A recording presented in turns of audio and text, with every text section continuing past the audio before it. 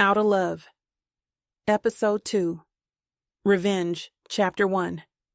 Alonzo sat in the back seat of the rental as Brian drove to Northwestern Memorial Hospital. Barry blew smoke out of the half-cracked window. Alonzo hated secondhand smoke and usually would say something, but his mind was running 1,000 miles per hour. He wanted to tell Brian and Barry what Mr. Ormo dropped on him, but he just looked out the window to distract himself. Barry went from biting his nails to taking another pull of his Black and Mild. Barry was the weakest of the five of them. He had been in and out of mental hospitals due to his anxiety and paranoia. His decision process was always spontaneous, to say the least. Brian was always the responsible one out of the two brothers. He played babysitter to Barry most of their lives. If you saw one, the other was not too far, like twins. They both graduated from Morehouse College. Brian finally had enough of running behind Barry cleaning up his mess and opened up his own dental practice in Miami. "Are you sure we're going to the right hospital?" Alonzo asked. "Yes. Shonda is already at the hospital with her. She's the one who called me, and she witnessed the whole accident on video chat," said Brian. "Damn, that's crazy," Alonzo mumbled under his breath. As Alonzo looked out the window, he reminisced on Angela and when he got his license. Tony gave him the keys to a black tinted-out Volvo. He gave Alonzo one rule: don't let Snoop in his car. Tony always had something against Snoop. Angela, Barry, and Brian argued over the front seat until she won rock, paper, scissors. Everything was going good until Angela convinced Alonzo to let her drive around the corner. She was doing well until the guys at the Johnny Pump wet the car and them in it. She panicked and crashed into a parked car. Alonzo knew Tony was going to get him because he gave him the keys and he was the only one with a license. Tony wasn't mad the least bit. After he made sure everyone was fine, he dropped them off and never brought it up again. Alonzo snapped out of it as Brian parked the car. They went straight to Angela's room. Shonda and the nurse were helping her sit up. "How you doing, Super Dave?" Brian asked, trying to be funny. That's what they called her when she crashed the car as a kid. Angela looked at him with a stare that said everything. Her arm was in a sling and the right side of her face was bruised and swollen. Alonzo looked at Brian and shook his head. "I'm doing okay on the strength of these meds." "I'm so mad at myself," Angela said with a grimace. "Why?" Barry asked as he sat next to Shonda. Shonda scooted away from him and crossed her arms. "I saw the accident happen before it happened. But the pain in my stomach caused the accident. I couldn't react." "Damn." "What's up with your stomach?" Alonzo asked. "I don't know, I'm waiting for the results." The doctors took a couple of tests. "This pain is ridiculous, and when it comes, it shuts me down like back spasms mixed with a bad toothache. That's why I hit that car head on. Damn." "And this your first time looking into it?" "That's not you," said Alonzo. Alonzo was the oldest out of the four of them that remained after Snoop's demise. Angela was the most responsible. She played the mama role, even as a kid. "You right, but it only started 2 days ago. I've been popping painkillers and putting it off. Plus, I was dealing with some other stuff, but that's neither here nor there." Shonda got up and gathered her things as Angela was talking. "Are you leaving?" Angela asked. "Girl, you know I gotta go home and save my house. I can see the mess they're making as we speak. Call me when they tell you what's going on." Shonda leaned over the hospital bed and gave Angela a hug. She told everyone bye, but rolled her eyes at Barry as she walked out. Alonzo raised his eyebrow as he saw how Shonda looked at Barry. Barry sat there for a second before he went behind Shonda. The doctor came in the room as Barry went out. "I have some good news and bad news," the doctor said. "Start with the bad news." Angela exhaled and tensed up. "I don't know if you would like everyone to hear this news." "You can tell me in front of them." She scooted herself up in the hospital bed. The doctor looked at the visitors, then back at Angela. He opened his folder and pulled out x-rays of her stomach. "The stomach pains that you're feeling are due to a maggot infestation in your lower stomach. It's not in your—" "What?" "Get the hell no." Angela's eyes instantly got watery as she leaned her head back. Brian walked out. His stomach could not take it. As I was saying, the good thing is that it's not in your intestines or your gastrointestinal tract. We've done this procedure and... The doctor kept talking, but Angela's mind went rogue. It was as if she was trying to listen to the movement in her stomach. The police will need to ask you a few questions. Officer Brown?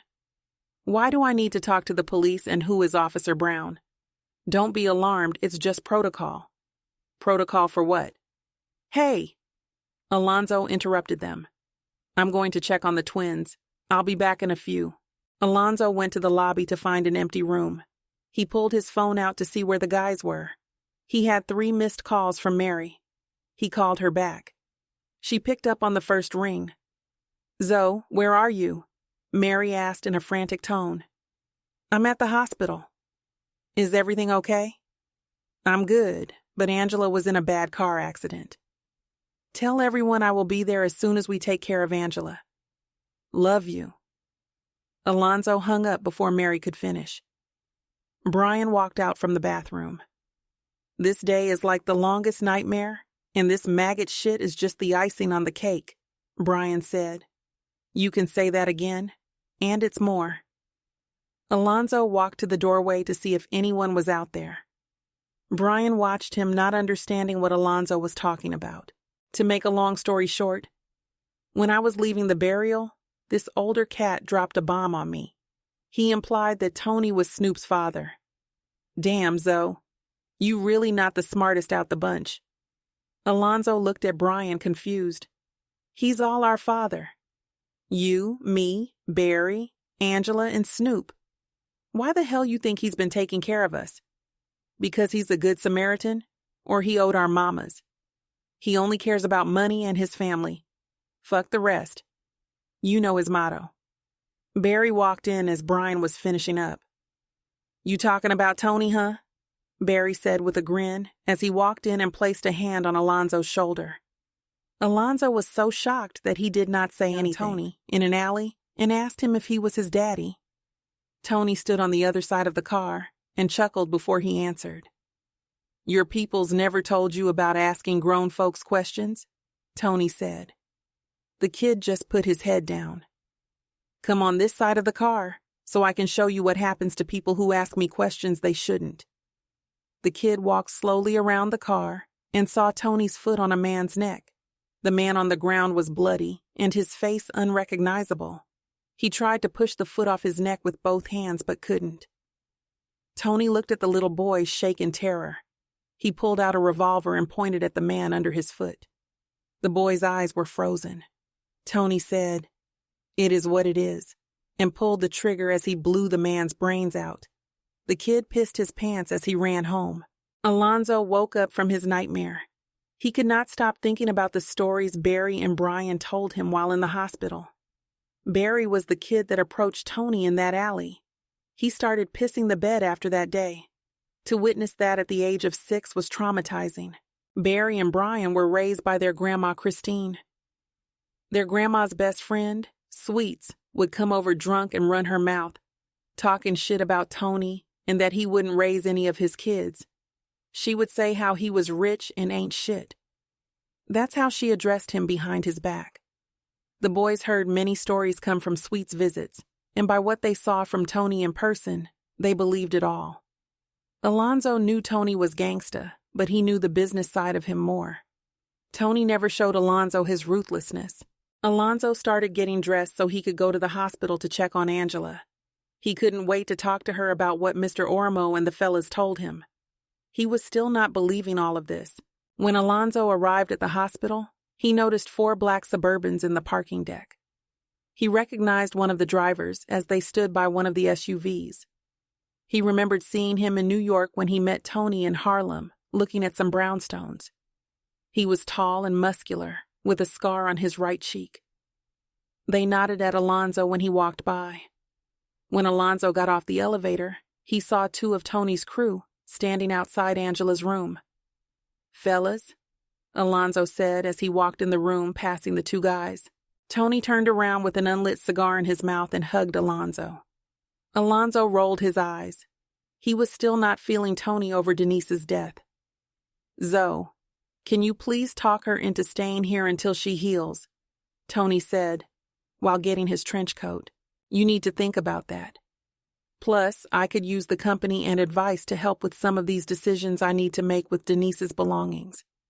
I'm thinking about signing over the salons to her mother and brother, or someone in her family.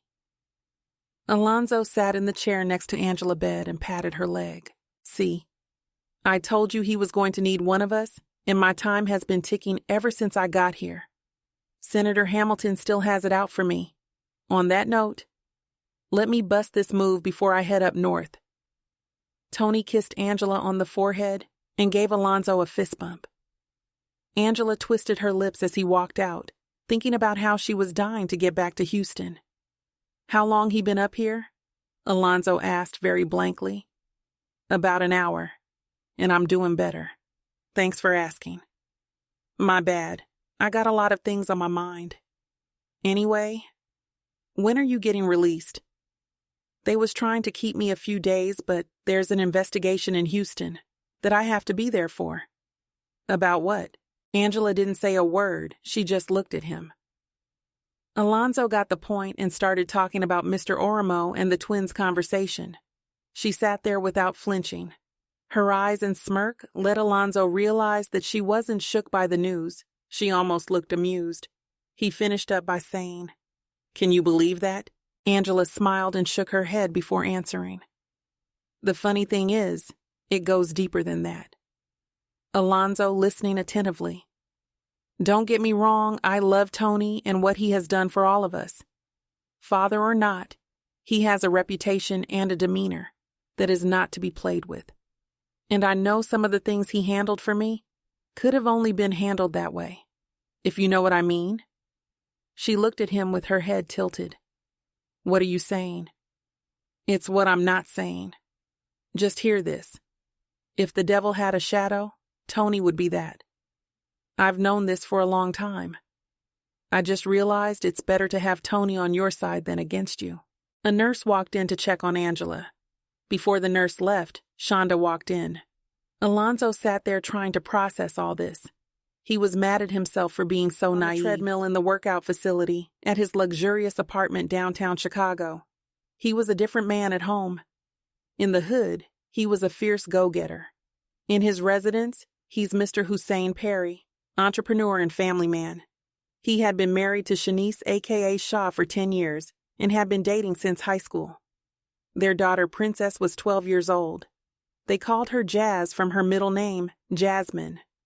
From the outside looking in, you would never know how deep Black was in the streets. Black's Bluetooth headphones rang in his ear. He pulled the phone out the cup holder as he continued to walk. It was a number he didn't recognize. Hello? Hey, I will meet you at the PTO in 3 hours. Tony said, then hung up the phone. Tony was deceptive and cautious. He often changed their interactions as well as their phones weekly. This week's numbers were half, and locations were reversed. 3 hours was an hour and a half. OTP were the initials of Black's place. Old Town Park. Black finished his 5 miles and headed to his 32nd floor condominium. He took a shower and waited for Tony. Tony knocked on Black's door with 2 of his guys. Ant let them in and walked them straight to Black's small conference room. Black was waiting at the table for Tony. The room only had a long table with 12 chairs, nothing else. Tony's men swept the room with metal-looking instruments. After they gave Tony the okay, one of the guys pulled an alarm clock radio out of his pocket. He turned the radio onto a particular station and left the room. The sound was piercing and staticky. Black didn't get up to greet Tony but nodded to acknowledge his presence. Once Ant left the room, Tony got straight to the point. In 2 weeks, I got Officer Oleg coming in. Go meet him alone and show the homie love. Show him around to the normal people. Got it. Definitely. Now let's get to it. The food, that is. Chef Bales sent over a New Orleans feast. Gumbo, crawfish, a little bit of everything, Black said, rubbing his hand together as they got up. Black turned the radio off, then put his arm around Tony as they headed to the kitchen. They ate and talked about the sports in the area.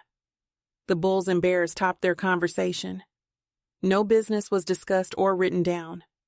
Officer aka Cop was the initials for Port of Chicago backwards.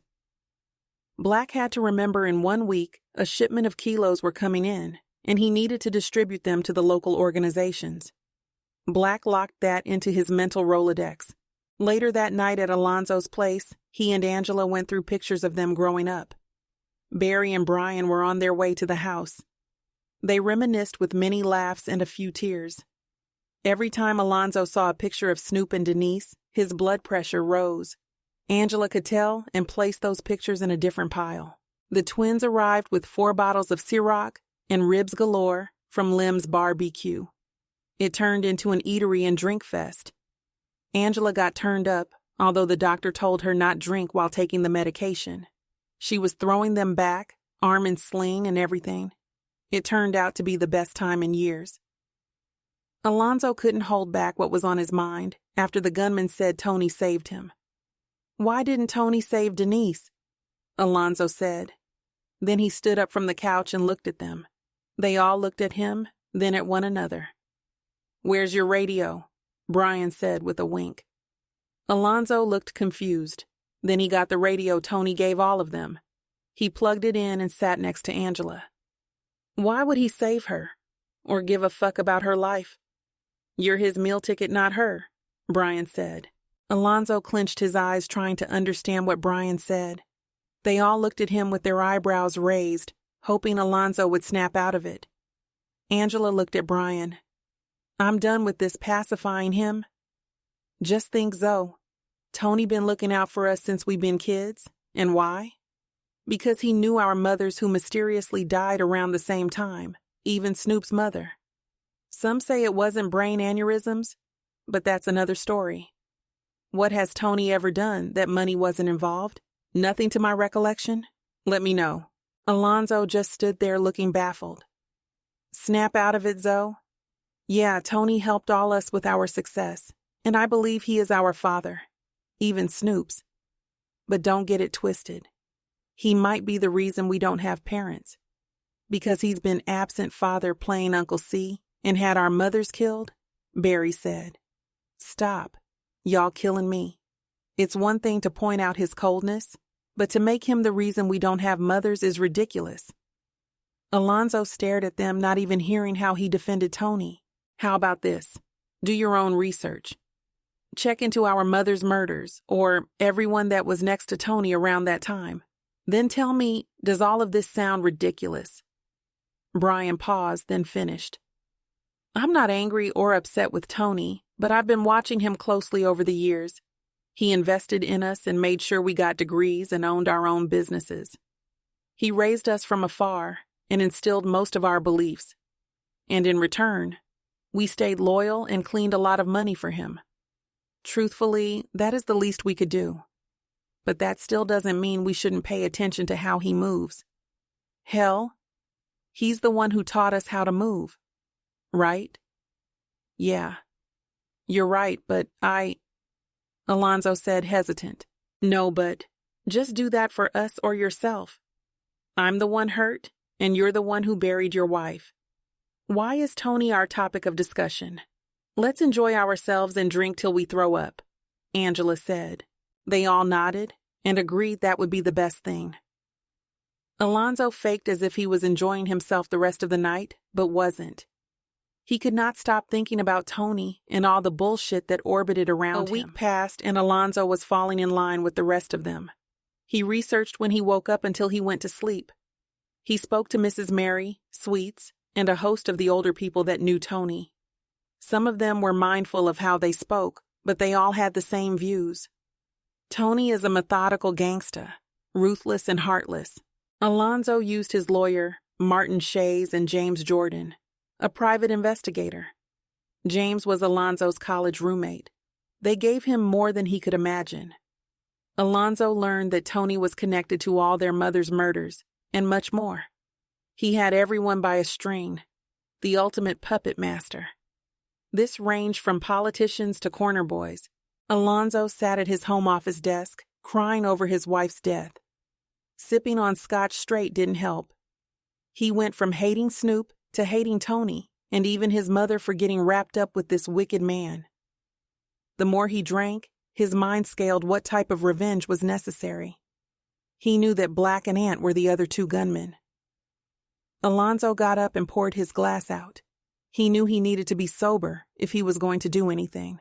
Later that night, Captain Albert Robinson, the lead homicide detective in Denise's murder, was following up on Alonzo's neighbor's report. Mrs. Bailey gave the investigating officer everything she saw that day. Mr. Perry's folder sat on his desk next to Alonzo's. Word got back to Detective Robinson about Shays requesting files that were connected to people he was investigating. "You good, Cap?" Sergeant Chin said, as he stood in the door of the office. Sergeant David Chin was the captain's right-hand man. He always checked with him before he going home. Captain Robinson lifted his head out the folder and nodded without saying a word. Sergeant Chin slapped the wall inside the office and left.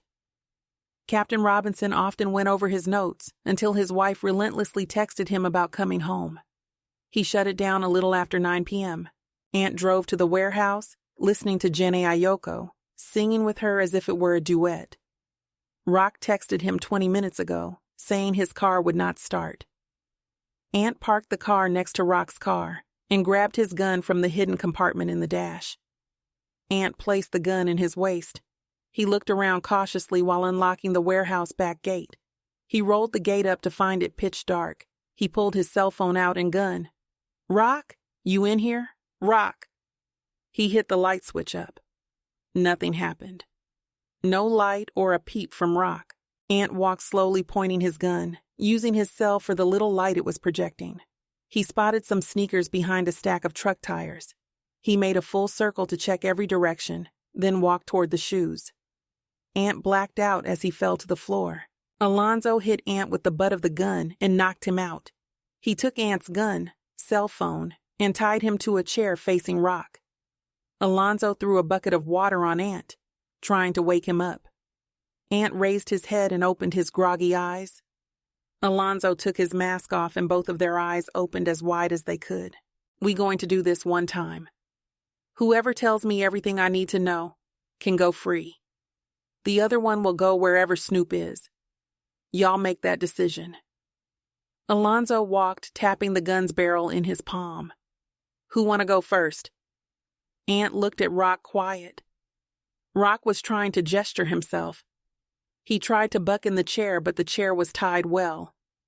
Rock mumbled through the ripped clothes he was gagged with. Alonzo walked over to Ant and took the gag out his mouth. Ant stretched his mouth but didn't say a word. "What do you know about the robbery at my house and my wife's death?" Rock just knew that Ant was going to tell all because he was involved, and Rock would be the one getting killed. Rock looked depleted, but Ant said nothing. "Okay, I guess you don't know anything. That's cool." Alonzo walked towards Rock, then back to Ant. "That's a nice watch you got on." Alonzo had this thing for nice watches. He pulled a knife out of his back pocket and cut the rope and tape from Ant's left wrist only. His forearm was still taped tight. He pulled the watch off and looked at the band to see 4 initials. TWFN. Wow, this is a nice Rolex. The Oyster Perpetual with the purple face. I had one just like this. What does TWFN stands for? Alonzo looked at Ant for a response. Ant gritted his teeth and said, "That stands for eat a dick. I guess I could get that if I moved a few letters around." Alonzo made a fist with the watch face on his knuckles and punched Ant. Ant snapped his face back, trying to get at Alonzo. Ant spit out his front tooth along with blood.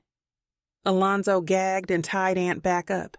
He walked behind Rock, and before he pulled the cloth from his mouth, Rock started telling, "I didn't have nothing to do with that. That was Black, Snoop, and this 6'9" motherfucker. I heard Black telling Ant that Snoop and his cousin were getting left at the scene. You were the only one that comes out of this alive. Those orders came from Tony. I promise you I didn't have anything to do with that. Trust me, I didn't know your wife, but those niggas are foul. Snoop ain't deserve that. Rock looked at Ant with a cold stare as he spilled the beans. Ant looked at Rock in disbelief, not understanding how this sucker been fronting all this time. That's all I need to hear. You can walk. Trust me, I will as soon as you let me go. Rock was happy until Alonzo pointed the gun at him.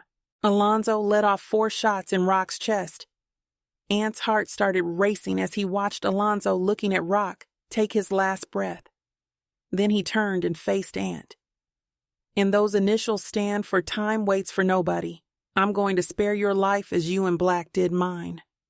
But this is far from over. Alonzo walked out and left Ant in the dark warehouse. Then he dialed Black's number. "What up, Ant?" Black answered. "This ain't Ant. This Ice," Alonzo said. Black sat up in his bed away from his wife. "Ant is busy. He's tied up at the tire shop. You might want to go check on him. I left some instructions for us to meet tomorrow on the desk." Alonzo ended the call. Black sat there with a smile and intrigued on his face. "Are you okay, baby?" Shanice asked. "Yeah, I've been waiting on this call for 10 years. Shit is about to amp up." Black looked at her with a devilish grin. Revenge. Chapter 5. When Alonzo got home, he kept seeing the gun kick back and Rock jerk back in the chair. He read and witnessed many murders on movies and books, but never in person. He was not nauseous or feeling remorseful. Contrary to most beliefs, he felt freed and powerful. He also learned that he could do it again, and actually couldn't wait to do it again. Rock was the first, but would not be the last as he planned his revenge. Black walked in the back of the warehouse, gun first. He spotted Rock and Ant tied up. Black dropped to one knee between Rock's leg. Damn. Black bit the corner of his mouth in disguise. He closed Rock's eyes, then went over to Ant. "How did you let him get the drop on you?" Black asked Ant as he untied him. "Shit. You know how I play? That nigga different. I don't know if he was always built like this or that. Denise shit took him over the edge, whatever it is. He gone. I seen it in his eyes when he killed Rock. It was like it turned him on. He watched him until he took his last breath." Ant stood up, stretching his jaw and rubbing his wrist. "What you mean turned him on?" "You know what I'm talking about. Like when you catch someone looking at porn or a stripper. He was so locked in. It was like he was looking past Rock." "You tripping? You watch too many movies," Black said with a smirk, but he knew exactly what Ant was saying. Black remembered Snoop had that same look when he bodied someone. Snoop would tell Black, "Every time I lay somebody down, my fuck game be crazy that night." Snoop was notorious for saying things people thought but would not say. Black had been waiting for this transformation in Alonzo's life to take place for a long time. Black was one of the few people that Tony confided in. Tony's plan was to retire and hand over the family business to Alonzo. The real estate, retail, transportation, and drug business. He wanted Black to be his right-hand man. Tony knew many would have problems with Alonzo and Black advancing over them. He also knew that if they worked together, they could take it levels never seen before. Black gave Ant the phone he found outside. He walked to the office and read the note that Zoe left. "Meet me at Grant Park. 7 a.m. sharp. Come alone and keep your phone on. Ice." Black put the letter in his pocket. Ant told Black how Rock sung like a bird, with little to no pressure, as he placed Rock's body in the trunk of Rock's car. Black locked the warehouse up.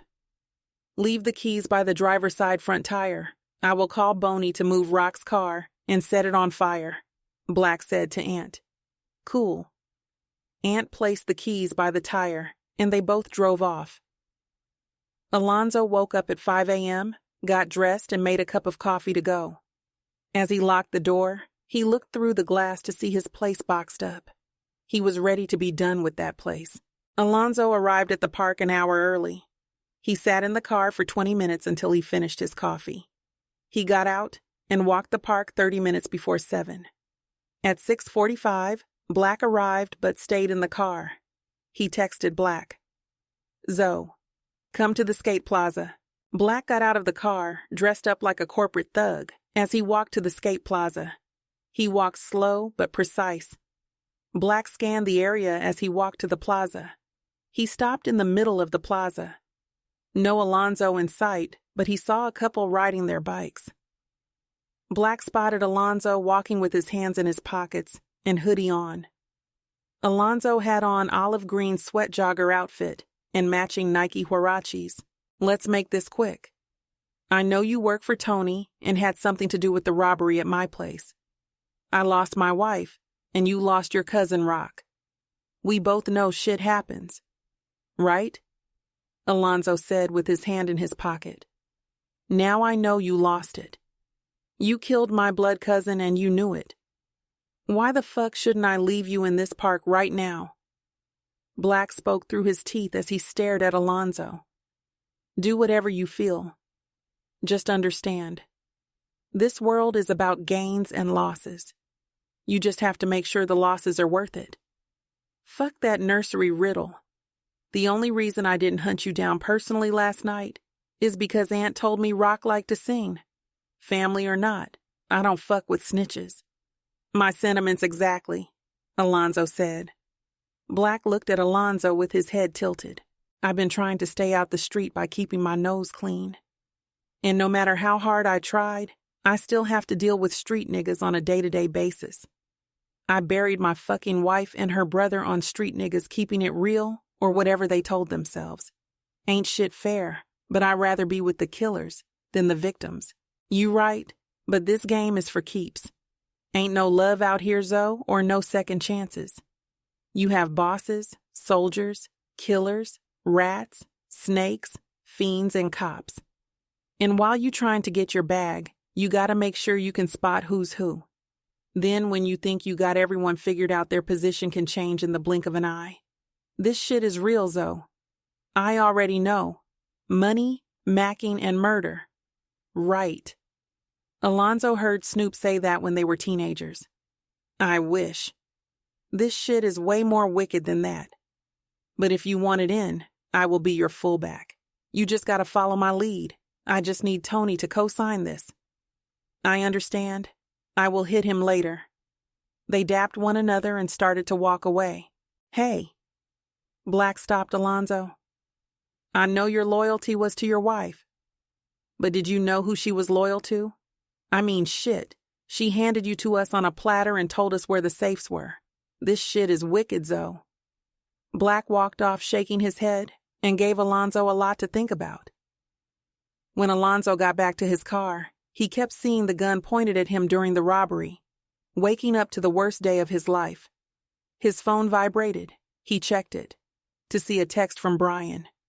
Brian, call ASAP. Alonzo dialed Brian. Hello? Brian answered on the first ring. What Barry done now? Alonzo said exhaustedly. Not Barry. It's Angela. The police picked her up from her office. She's being questioned for one of her neighbor's murder. You gotta be kidding me. I wish. I'm at the airport now. It's about a 2-hour flight. I will hit Barry once I get there and get all the information. I don't want to get him too anxious. Cool. I need to run home and get my travel bag. I will text you my flight time. Have a safe flight. Alonzo tried to hang up. Hold on, Zoe. You need to tell Tony and tell him I'm on my way to her. Brian hung up. Alonzo sent a text to a Google number he had for Tony. Tony usually called back in 5 minutes from another number. Tony did not return his call. Alonzo made reservations as he drove home. Revenge. Chapter 6. Black closed the front door, leaving Rock's mother's house. He got into his white-on-white Range Rover and placed 20 bands in the glove compartment. Black had given Martha, Rock's mother, $50,000 to help with the funeral arrangements. She questioned how Black didn't protect her baby, knowing that Rock looked up to him. She talked herself out of $20,000, and she had him smelling like Avon. Black looked in the sun visor mirror. As he fixed his tie, he saw a business-savvy dude dressed to close a big deal.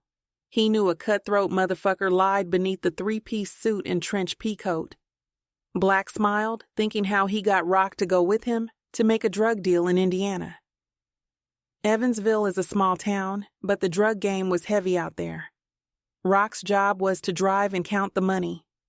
Black gave him a gun just to feel safe. When Rodney, aka Rock, counted $100,000 at 17, he was hooked, and football dreams turned to dope boy dreams. Black's cell phone vibrated in his inside pocket. "Hello? Baby, are you finished with your meeting?" Shanice asked. "Yeah, I'm headed home now to change cars and clothes." "Great. Mama needs you. Jazz staying over your mother house, so you know what that mean." Shanice held the phone looking out the window in her purple lace negligee with a wine glass in other hand. "I'm one way." Black ended the call. Alonzo landed at Bush International Airport in Houston. Passengers started releasing their seatbelts and getting their bags from the overhead compartment. As they did, the pilot made an announcement. "This is your captain. Please remain in your seats. We are having problems with the boarding area passage. Sorry for the inconvenience, and thank you for your patience." Alonzo sat in his seat patiently. He played back in his head his meeting with Black. Black said, "Follow my lead." Alonzo smiled and remembered when they played Pee Wee football. Alonzo was the star running back, and Black was the fullback. They both had the athletic build, but Black was always bigger. They called Black Fire and Alonzo Ice. Black was the hothead and had a brutal running style, and Alonzo was the opposite. Alonzo was the speedy, elusive running back. Together they made the quarterback's job easy because they ran through the competition. Once the cabin door opened, passengers started exiting the plane. Alonzo stayed in his seat until the plane was almost empty. He finally got up, got his bag, and headed out the plane. He texted Brian, "Alonzo, I just landed. Text me the address to the police station." Brian, 1200 Travis Street. Alonzo gave Brian thumbs up. He grabbed a cab and went straight to the station. When Alonzo got out of the car, Brian met him at the door. "Hey, Tony, already in there?" Brian said. Alonzo looked at him. "Yeah, and he got his lawyer. They haven't pressed charges, but she's in some shit." "How?" "Some guy she had problems with came up dead. They got her on camera, cursing him out and scratching his face. At least that's what they said they have, but who knows? They stay in the same building." "Damn. Has anybody spoken to her?" "No, except the lawyer. He came back and said they will let her go shortly, but that was almost an hour ago. The cop's always on some bullshit." "True." Alonzo shook his head, then followed Brian to Tony. "Hey, Zoe. I'm glad you got here safe. It should be a matter of time before they release her. If they really had something, we would be paying for a bond," Tony said as he hugged Alonzo. Tony stood there with one of his lawyers, Mr. Asher Dannenberg. "Mr. Dannenberg," a detective yelled as he walked up, "I need you to follow me." Brian, Tony, and Alonzo watched them walk off. "Can you get me a ginger ale or something with some acid? My stomach is acting funny." Tony rubbed his stomach as he faced Brian. Brian nodded and walked off. Tony grabbed Zoe by his elbow and pulled him close. "Black told me what happened at the tire shop. That's not like you. That's more like me." Tony paused and stared deep into Alonzo's eyes. Tony's eyes were fierce as the eyes of a lion. Alonzo did not flinch or blink for that matter. He leaned so close to Tony that their faces were 2 inches apart. "You did something that can't be undone and will remain with you until you die. This is not what I wanted for you. I want you to be different. I am. I always been different, and I'm cool with that. And whoever don't like it, I don't give a fuck, and truly never did. So hear me clearly when I say this. I don't need your protection or your lies as you try to manipulate me, keeping me in the dark. That's over. All I need is for you to let me in. I know Black told you what I said. I just want in and the truth." Tony squeezed Alonzo's arm tight and was about to respond until he saw Angela and Brian walking down the hallway. "Look who's out on bail, California dreaming," Brian yelled, holding 2 sodas, one in each hand in the air. Angela swung and hit him in the stomach as they walked up. Everyone gave her a hug, and they walked straight into Tony's SUV. They rolled out to Angela's place in a small convoy. Tony always moved with 3 or more vehicles. "Can we talk in here?" Alonzo asked. Tony pressed the radio volume up and gave thumbs up. "What the fuck happened? Don't give me the PG story. Start from the beginning." Alonzo waited for Angela to respond. Angela looked at Tony, and he shrugged his shoulders. Then she looked back at Alonzo. "Okay." 2 days before my flight to come to the funeral, I had painters paint my apartment. After work, I went home, but the smell was too overbearing. I packed a bag and was heading to a hotel. My neighbor Philip was getting off the elevator and asked me where I was headed to. To make a long story short, he convinced me to stay at his apartment, and I should be good in the morning. He went in my apartment and opened all my windows because I forgot to. We ordered food and had some wine. Then everything went blurry. When I woke up, I didn't remember how I got undressed, or in his guest room for that matter. The more I tried to remember, I could see him taking off my clothes. I didn't like that, but when I went to the bathroom, I could tell I had sex. I confronted him and he denied everything. He called me a crazy bitch and threw my things in the hallway. I grabbed this expensive vase that he worships as I walked into the hallway. He tried to take it from me, but I held it behind my back. I scratched his face and he backed up. Then I threw that vase at him. He turned and it hit him on the back and broke. I got my phone and belongings and went in my apartment. I cried the rest of the day. I felt stupid. Alonzo got more disgruntled as the story continued. "Why you didn't call the police or one of us?" "I did. I called Tony." Alonzo looked at Tony, and his look said it all. "I told the cops in Chicago at the hospital that I got raped, but I didn't tell them by who. The only reason I told them is the questioning of the maggots. They were sexually transmitted. That sicko owns a funeral home and had been fucking some of the corpses." Brian asked the driver to pull over, and he did. Brian got out the car and started throwing up. Tony looked at Brian with a disdained look on his face. "Are you good?" "That's a lot right there," Alonzo asked. "Yeah, I'm managing and this will blow over. They know I didn't kill him, but they think I know who did. That's why I called Brian, not you two. I'm trying to not bring y'all into this, but it's too late. I heard the officer mention Cecil Norris' lawyer is out there. Don't worry about me. When it's my time, it's just my time. I hope they playing chess, not checkers," Tony said, with a cocky look on his face. "Manny, let's make a detour. Take us to Vic and Anthony's steakhouse." The driver, Manny, the one with the cut on his face, nodded and radioed the other drivers. "Hurry up, twin, and get your weak-ass stomach in the car," Tony said. Brian looked back at Tony and spewed again. Alonzo shook his head with a smirk. Revenge. Chapter 7. "Fuck," Shanice moaned as Black gave her a midday workover. He licked and sucked her pearl, moving his head side to side like windshield wipers. Every so often he would blow on her pearl until she couldn't take it. Shanice climaxed and almost sucked all the air out of the room.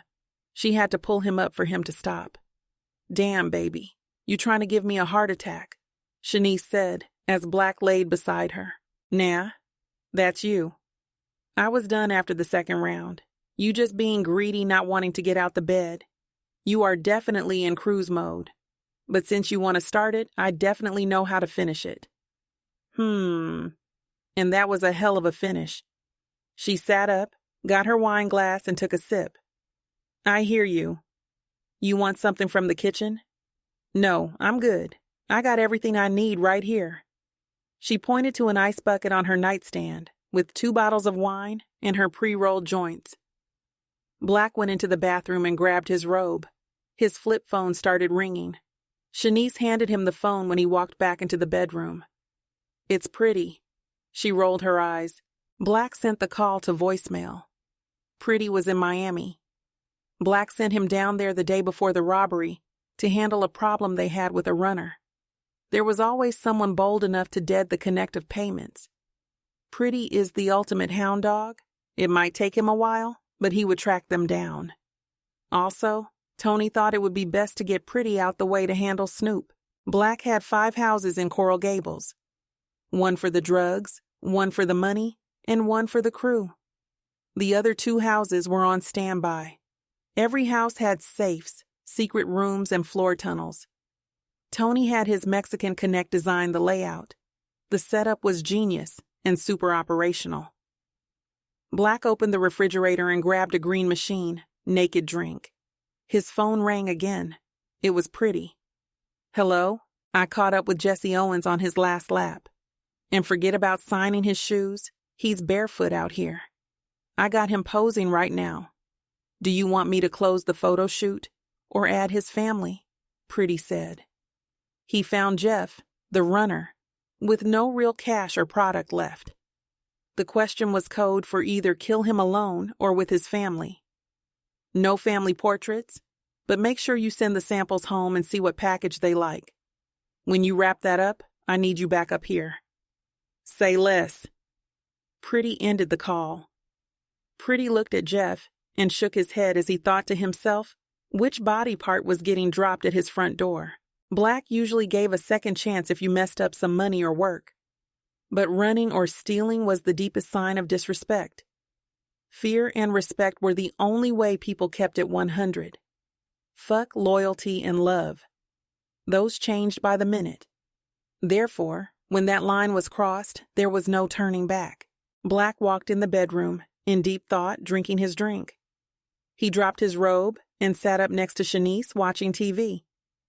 Without taking her eyes off the TV, she reached over and rubbed her hand up his thigh. "I don't know why you reaching man down for real," Black said. They both laughed and she finished watching TV. Black sat there hoping that Pretty had time to cool off. Pretty wasn't happy about Black killing Snoop during the robbery. Snoop was Pretty's OG and mentor. He saved his life when they were in prison. Snoop gave Pretty a shank just before a nigga from the west side tried to bang Pretty. Snoop remembered the young boy from Rockwell Gardens. Snoop saw himself in Pretty. Black needed Pretty to fall in line because of the next power play he was orchestrating. Before Black went to drop the money over Martha's house, he signed the paperwork for the commercial building and lot. This was the first business he was able to sign without Shanice. Only off the strength of Tony's superstar lawyer. The car rental place would be up and running in a couple months. Later that night, Alonzo walked out of the bathroom at Angela's crib. Barry and Tony already left Houston. Alonzo decided to leave tomorrow night. "How long before the food gets here?" Alonzo asked as he threw the paper towel in the kitchen trash. "They should have already been here. Pass me my phone off the counter." Alonzo passed her the phone and paced for a minute. He stopped once he recognized a picture of the 5 of them standing next to Tony's wine with the white ragtop '98 Cadillac DeVille. Alonzo took the orange magnet off the picture and took the picture. He smiled as he walked into her living room. He remembered that day as if it were yesterday. They sat on the steps of the twins' brownstone, eating 2 large pies of Lou Malnati's deep pan pizzas. Everything was going great. Snoop, Alonzo, Angela, Brian, and Barry. They talked about the Bulls winning their 6th championship. Snoop had every pair of Jordans. "Did you see how he posed after making the winning shot?"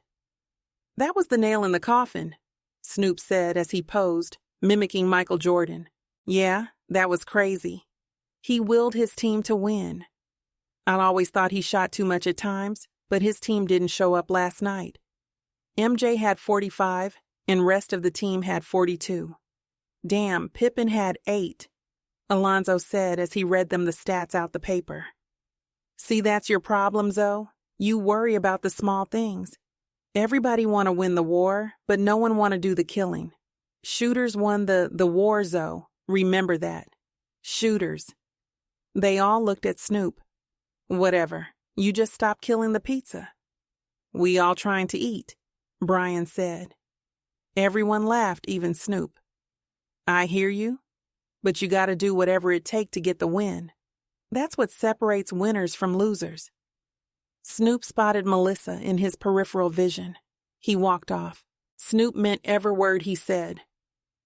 He played basketball every day before he went to the streets.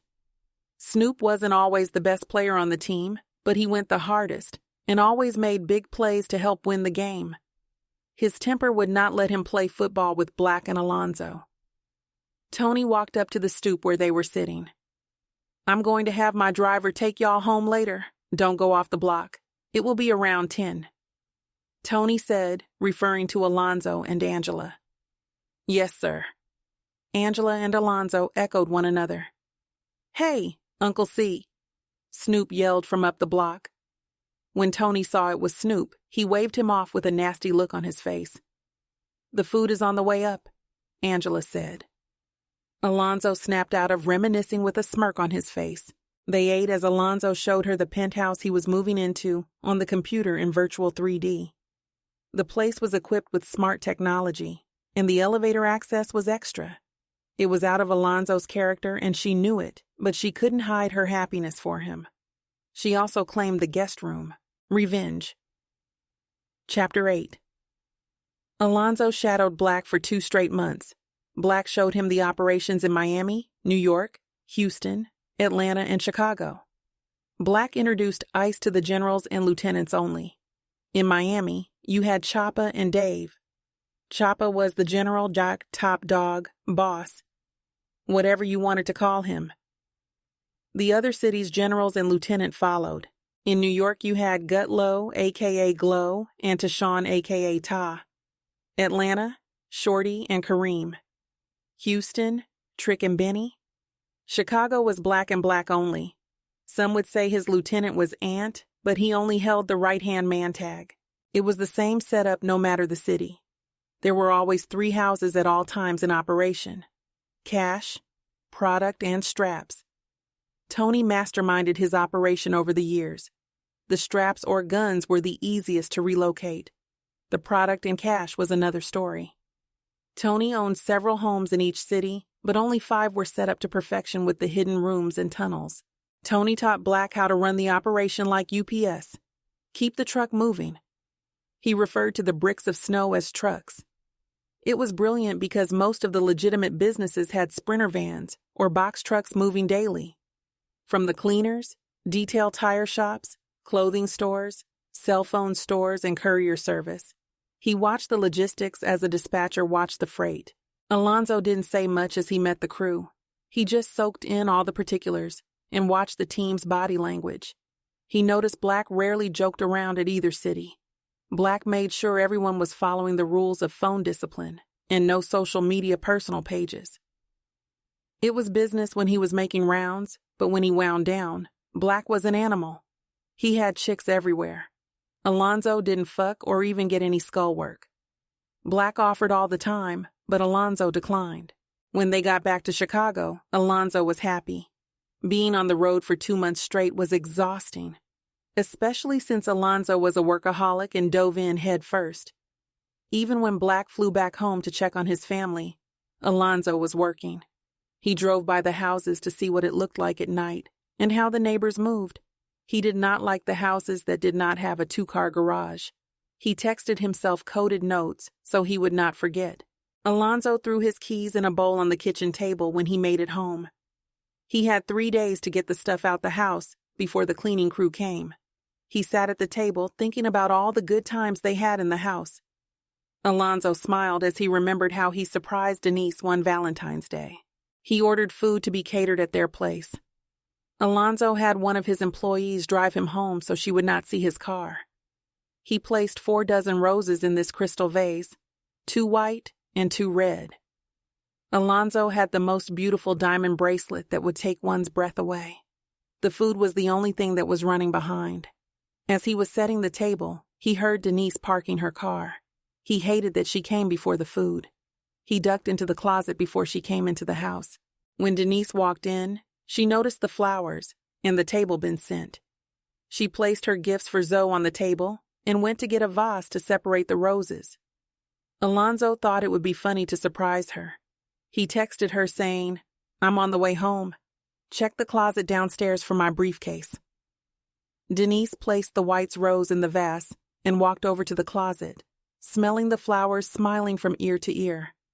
When she twisted and opened the door, Alonzo busted out, "Surprise!" He scared her so bad, she tossed the vase at his face and ran. He blocked it with his left hand and yelled, "Baby, it's me!" But the damage was done. He never scared her after that day and had a scar on his forearm to remind him. That still was one of their best Valentine days. Alonzo snapped out of reminiscing, feeling happy and sad at the same time. He hopped up and moved the packed boxes from upstairs to the living room and garage. The whole house was crammed in those two places. He was donating everything packed up to charity, furniture and all. Alonzo only kept a few personal items of Denise's. Alonzo locked up the place and gave the keys to his neighbor, Mrs. Bailey. He gave her instructions to let the Goodwill movers in and hold on to his keys. Alonzo went to his penthouse in downtown Chicago. The Elevate, Lincoln Park. After the home invasion, he wanted a spot that had the least amount of access. Black was having dinner with his family at Everest. Jazz picked out the restaurant, and everyone was dressed up. It was very upscale with a beautiful view of the city. The waiter brought the drinks out and poured their wine. "Thank you," Black said as the waiter walked off. "I'm so proud of you for making the science and math club, baby girl." "Thanks, Daddy." "Yes, we are." "And you doubted yourself," Shanice said as she rubbed Jazz's forearm. Black raised his eyebrows. "You're right. I was nervous. I knew I had the grades, but this private school has a lot of cliques. Too many if you ask me."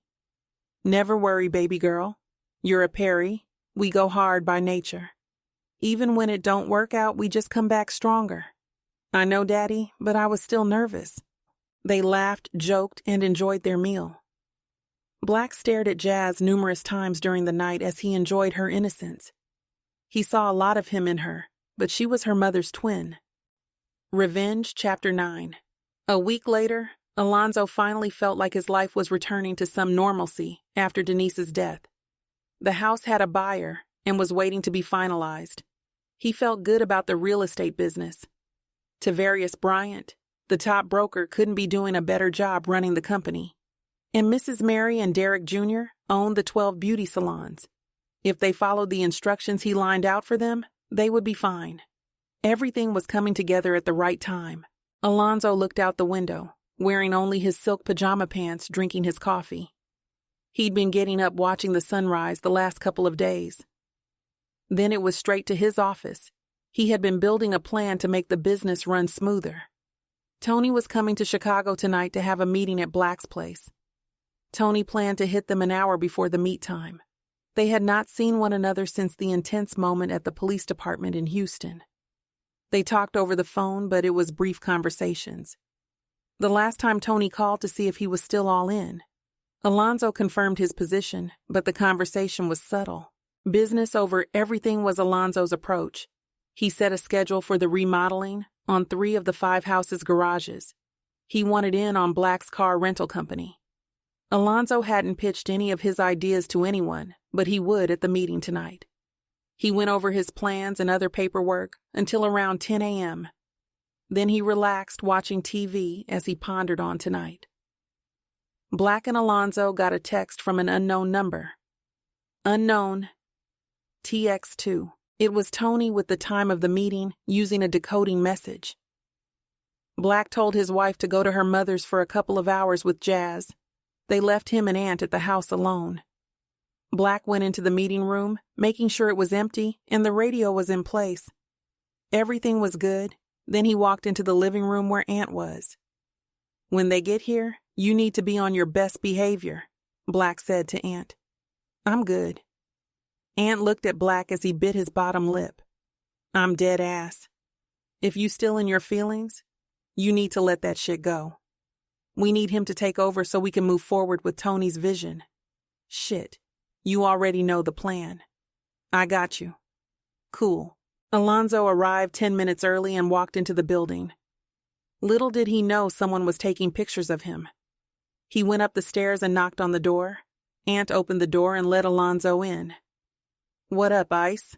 Black said as he gave Alonzo dap and walked him into the conference room. Ant shook his head, still not feeling Alonzo's name, and still salty about that sucker punch he received. Tony came 10 minutes after, with 2 of his guys. His guys checked the place then turned the radio on. One of the guys closed the door and left them in the meeting. "What do you think about the star setup and the crew?" Tony asked Zoe. Tony referred to the 5 cities as the star. "Everything was good, but I have a few suggestions." Black squinted his eyes as he looked at Alonzo. Tony smiled in anticipation to hear what he had in mind. "I would change, or should I say I already scheduled some renovations to 3 of the houses, only the ones with 1 garage. They will work on them 1 house at a time, so it won't slow up the flow. I believe if it has a 2-car garage, it won't be so obvious which car or Sprinter van is doing what. That goes for coming and going. They can still keep the other cars in the driveway as usual," Alonzo said as he noticed Black's expression on his face. "Okay. Now who are you suggesting be the other runners? You met the crew. I will see what the G's at the top say. That's the easy part because we have time due to the renovation. Plus, something doesn't always have to be moving. It can be a decoy. Just switching up the norm with other options." "I get that," Black said. Tony just looked at Alonzo and said, "I have my florist coming through to touch up the basement in 3 weeks. Basement meaning up top in New York. So I need y'all to show him around to the people he need to see. If I feel good about this, I will hand everything over to the both of y'all by the summer. Zoe, or should I say Ice, don't disappoint me. This is a different type of business. A wrong move can be the death of everyone. You got me?" "Definitely." "Cool," Black said as he looked at both of them. They all nodded in agreement. "I will let him do the deposits and transfers this week. I will let Pretty and G go with him." "You ready for that?" Tony asked Alonzo. "Only one way to find out," Alonzo responded. "That's what I want to hear. Black, can you give us a second and leave the radio on?" Tony looked at Black. Black walked out the room and closed the door. "FYI, if you have something you want to ask me, I'd rather you ask me. Then have your lawyer pull some files that need to be burned." Tony stared at Alonzo without blinking. Alonzo smirked and scratched his jaw. "So, are you all of our father, even Snoop?" "Yes." "And did you have our mothers killed?" "You gonna ask me after all I did for y'all? And why would I do that to my kids' mothers?" "I don't know. But if you had Snoop killed, and he was your oldest child, what should I think? That's the problem. You thinking on shit you don't know and can't change. Snoop disowned me a long time ago. Just worry about this shit and be a fucking man. A king. Embrace your destiny by letting that shit go." Tony walked out the room and left Alonzo by himself. Tony and his 2 guys shut the door as Alonzo walked out the room. Detective Robinson sat in a van across the street, waiting for Black to come out the house. He spotted Tony and his 2 guys walking out the building, and their cameras starting snapping. He didn't know who Tony was, but knew he had to be someone by his security. He also noticed the elevator came from the 32nd floor without stopping. Tony pulled out a cigar and lit it, waiting for his cars to pull up. "I got him," Detective Chin said, as he handed Detective Robinson the computer printout. "So this is Cecil Norris, or should I say, Chicago's Undertaker. I heard a lot about him." He put the paper down and focused the lens to get a better picture. A motorcycle pulled up with the driver and a passenger on the back. They were behind several cars, waiting for the light to change. When the light changed, the driver revved the engine as they stood in place. The person on the back let off shots from 2 Tech-9s. He pulled out a front shoulder bag. He hit Tony and one of his men as the other guy returned fire. The detective and his 4-man detail tried to exit the van, but the bike had already sped off. Detective Robinson instructed Tony's man to drop the gun and lay on the ground. Detective Chin called the shooting in and requested EMS. Detective Robinson applied pressure on Tony's chest as his white shirt turned red. To be continued.